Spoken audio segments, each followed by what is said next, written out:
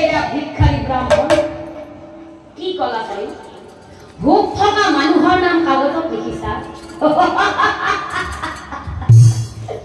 এই ভিক্ষাৰী ব্ৰাহ্মণটো পৃথিৱীৰ মনুষ্যৰ কাৰ ক'ত ভোগ আছে জানে ই হেনো ভোগ থকা মানুহৰ নাম কাগজত লিখিছে ঠিক আছে মানিলো এৰা ভিক্ষাৰী ব্ৰাহ্মণ তই কলে যে পৃথিৱীৰ মানুহৰ ভোগ থকা মানুহৰ নাম কাগজত লিখি আছা তেনেহলে কচোন তই যে অহাকালি মোৰ ভোগ আছে নে নাই আৰু অহাকালি মোৰ ভোগ কোনখন কাগজত লিখা আছে কোৱা এতিয়া মিছাকৈ হাৰি যাব নোৱাৰিবি তই সঁচাটো ক কি তাৰ মানে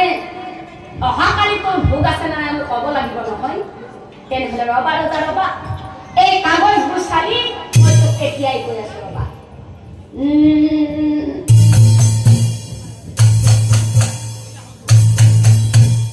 এই কথা শুনি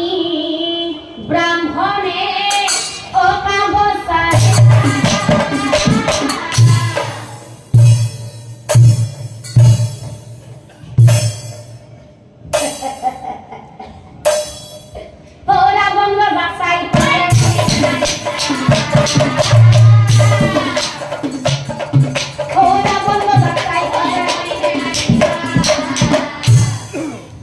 ব্ৰাহ্মণে বুলন্দ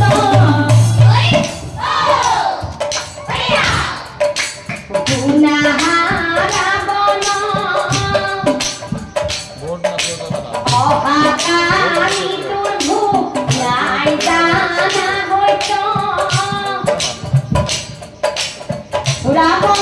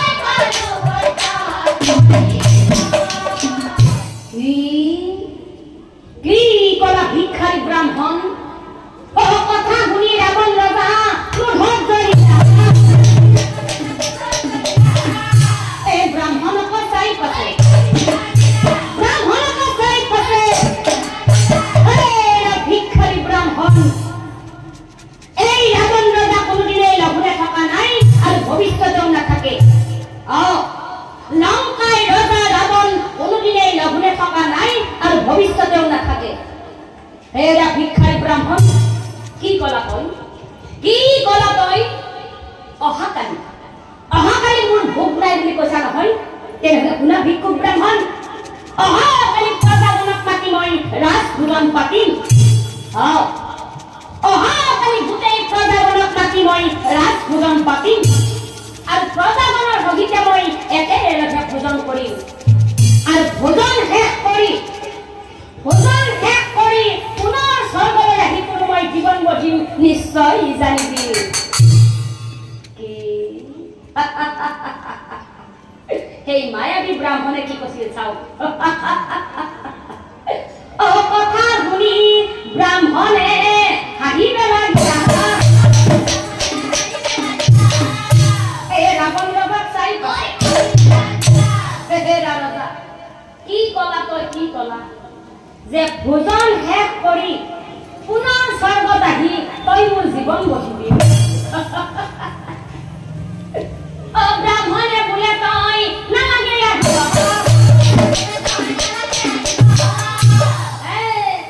তই মোক স্বৰ্গত গঢ়িব আহিব নালাগে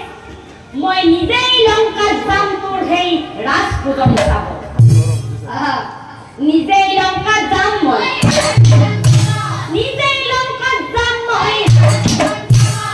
এতিয়া চাওক সুন্দৰ ৰাইজ স্বৰ্গৰ পৰা ৰাৱণ ৰজা হৈলতি আহিলা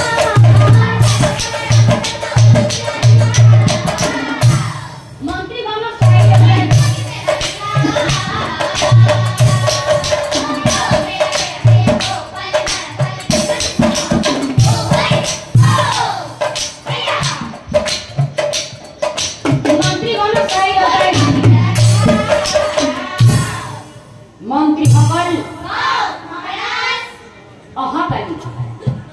অহাকালি আমাৰ ইয়াত ৰাজভোজন পাতিছো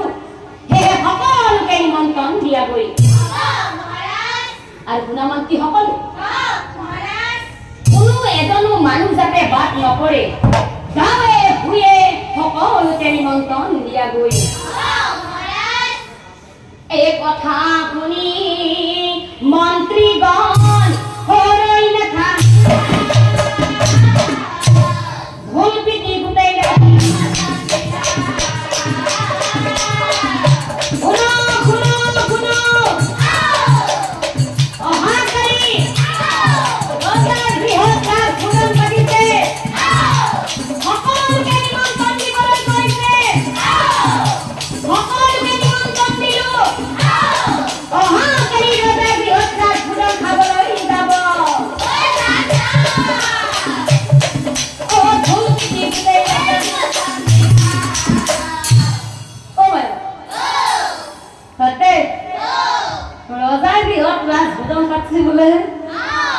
ইমান দিনৰ মূৰত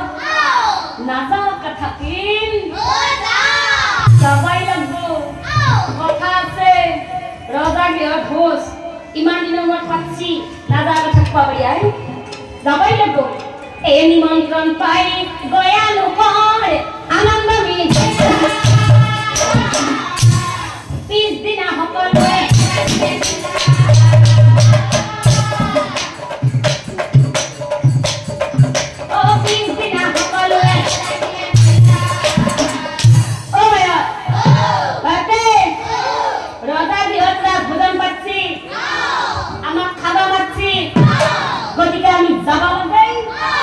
আৰু খাবা লাগে কথাতে কৈছি আমাৰ আইসকলে ক'ব বৰ ধুনীয়াকে মনে মনে বহি গৈছে আপোনালোকে ক'ব জোৰত ক'ব কিন্তু কথাতে কৈছি ভোজন কিয় আগত নহয় জানো আৰু আমাৰ বাপসকলে ক'ব যে মেলন কিহত অভ্যাসটো আছে তাৰমানে পাছত বুলি কৈছে গম পোৱা নেকি অভ্যাসটো আছে আৰু আমাৰ ডেকাসকলে ক'ব যে যুদ্ধৰ কিহত আগত যুদ্ধৰ আগত গ'লেও মৰিব পাছত গ'লেও মৰিব যুদ্ধৰ সদায় মাজত কথাতে কৈছে ভোজৰ আগত মেলৰ পাছত আৰু যুদ্ধৰ মাজত গতিকে মোক খাব নাযাওঁ থাকি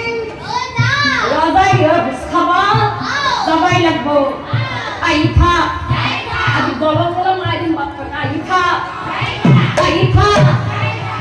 ঐ উখল মাখল লাগি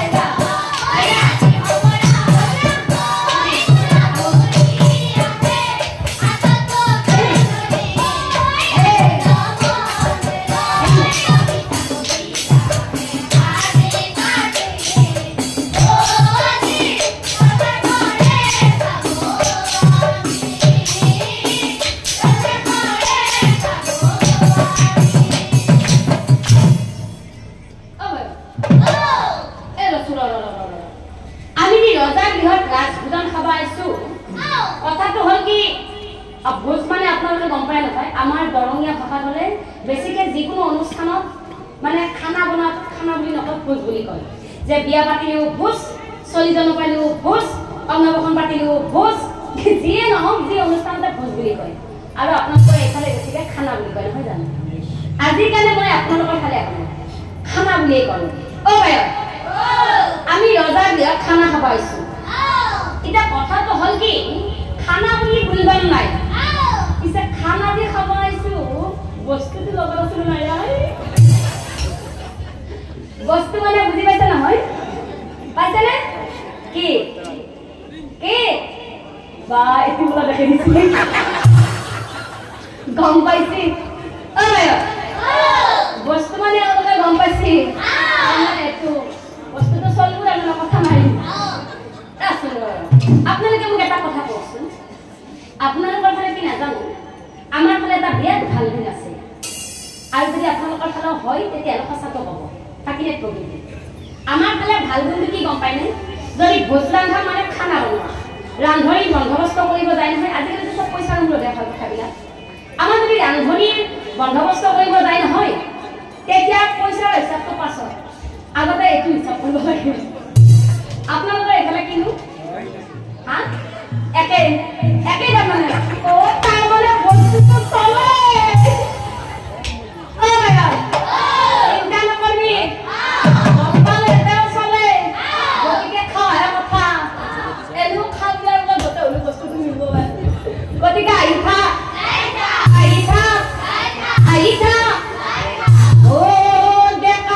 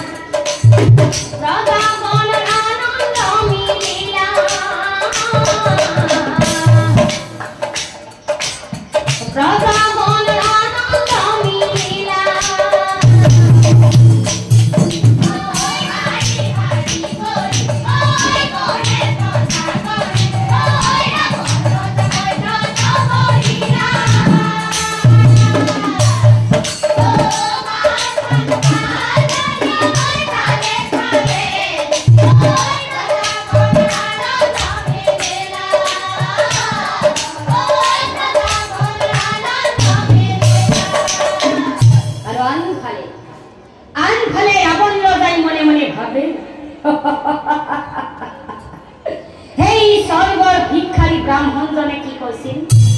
আজি হেনো মোৰ ভোগ নাই এতিয়া চাম মাছে মঙহে এই প্ৰজাজনৰ লগত বহি মই একেলগে ভোজন কৰিব ওলাইছো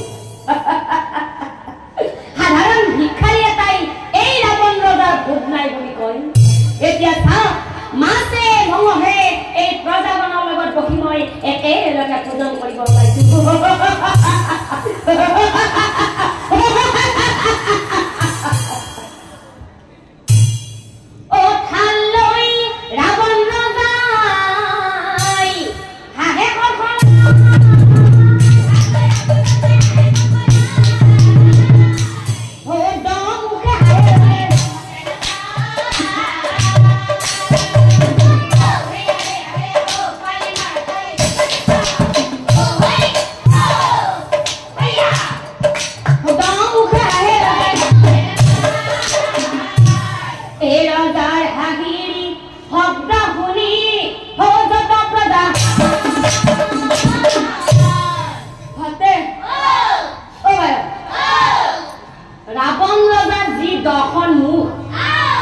দেখা পালে ভয় লাগে তাতে এখন মুখেৰে হাঁহিলে পৃথিৱীখন মৰি যায় আৰু একেলগে দহখন মুখেৰে হাসি আৰু যিটো হিচাপত হাসি নিশ্চয় কিবা অঘটন হৈছে ও ভাই মোৰ বিৰাট ভয় লাগিছিল ও ভাই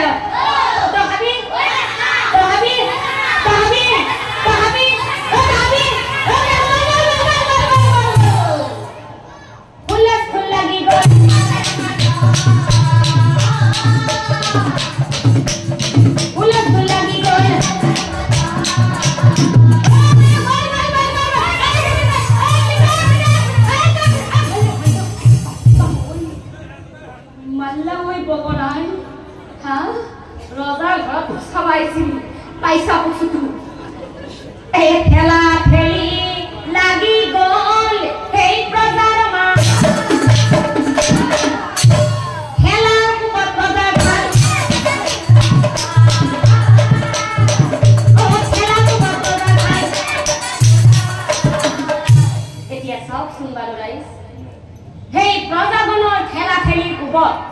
ৰাৱণ ৰজাৰ ভাতৰ থালিখন গৈ বহু দূৰত চিটিকি পৰিছিল অ চিটিকি পৰিল থাল ভৰি গছক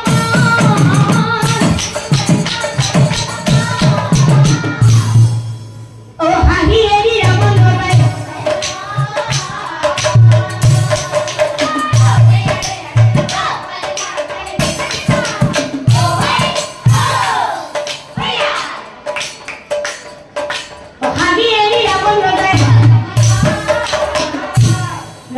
ৰজাই মনে মনে ভাবে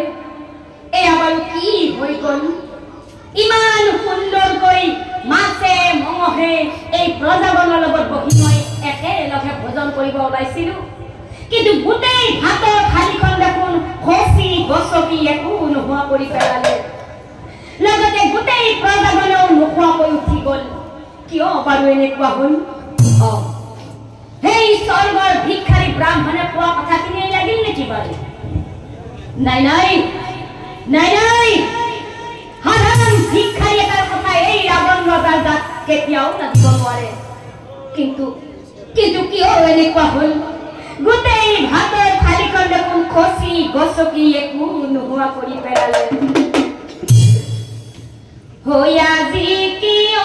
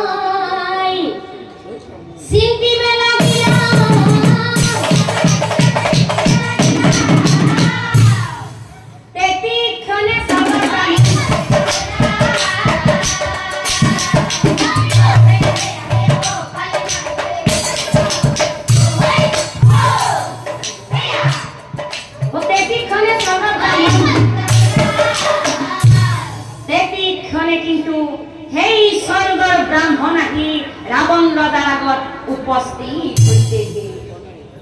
এ হাহি হাহি ব্রাহ্মণ রূপী ও প্রভু দয়া কহিবে লাগিলা কথা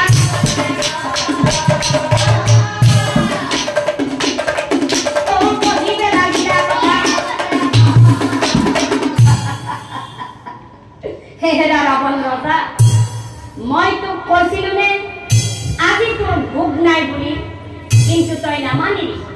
গর্ব অহংকার কৰি তই প্ৰজাজনক মাতি ৰাজ পূজন পাতি এতিয়া কি হল তোৰ কাৰণে গোটেই প্ৰজাজনে লঘোনে থাকিব লগা হলনে এইটো হৈছে মহাপাপ ৰজা তই আৰু এটা মহাপাপ কৰিলি সেইকাৰণে কৈছো মানুহে ইমান গৰ্ব অহংকাৰ কেতিয়াও কৰিব নালাগে কিয়নো কোনে কেতিয়া খাব কোন কেতিয়া থাকিব কোন কেতিয়া কলৈ যাব আৰু কোন কেতিয়া মৰিব এই মনুষ্যই মুঠেই নাজানে কিন্তু তই কি কৰিলি ইমানেই গৰ্ব অহংকাৰ কৰিলি যে তই গৰ্ব অহংকাৰ কৰি প্ৰজাজনক মাতি ৰাজ এতিয়া কি হ'ল তোৰ কাৰণে গোটেই প্ৰজাজনে লঘোনে থাকিব লগা হলনে শুনা ৰজা যিহেতু খোৱাৰ কথালৈ আহিল সেয়েহে তোক মই দুটা খোৱাৰ কথা কওঁ যে খাদ্য হৈছে দুবিধ সুখাদ্য আৰু বিষ্ঠা খাদ্য সুখাদ্য বিষ্ঠা খাদ্য দুবিধ খাদ্য আছে এই দুবিধ খাদ্যৰ কথা কওঁ ভাগে ভাগে বিষ্ঠা খাদ্য মানে হ'ল একেবাৰে বেয়া খাদ্য একেবাৰে বেয়া খাদ্য কেতিয়া হয় জানে হজি ৰান্ধনি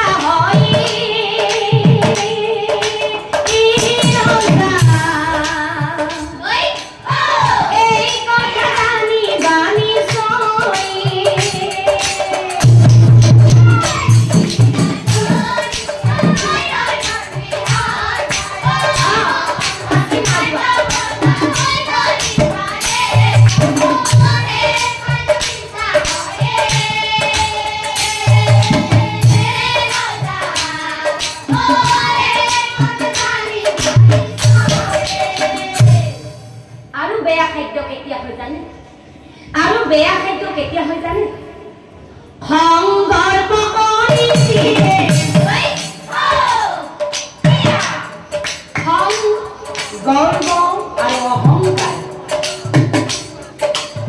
খং গৰ্ব কৰি দিয়ে খাদ্য আগত দিয়ে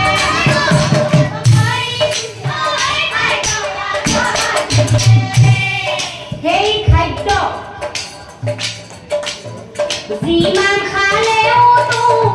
গাত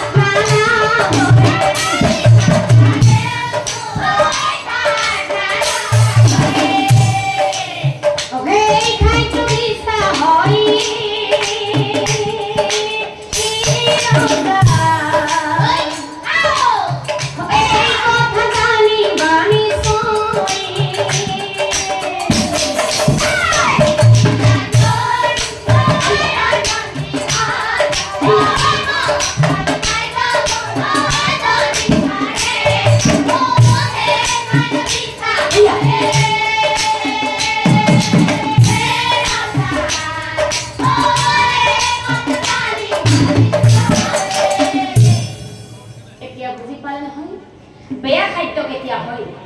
যেতিয়া ৰান্ধনীয়ে ৰন্ধন গৃহত গৈ যাকে তাকে বকি